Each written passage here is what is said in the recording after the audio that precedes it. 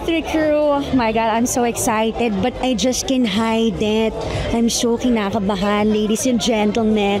I'm with the renowned fashion designer, ladies and gentlemen, Michael Cinco. Hi. Hello, hi, good afternoon, and thank you for gracing my event.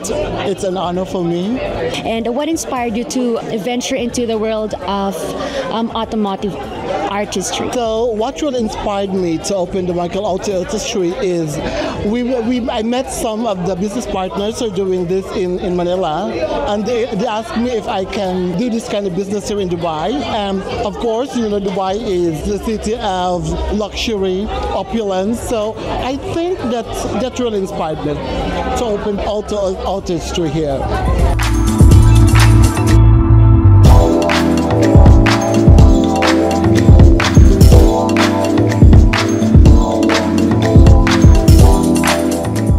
So eto na nga mga ka-Web3, nakakatuwa dahil kasama ko ngayon ang I've known her for so long, she is a friend of mine.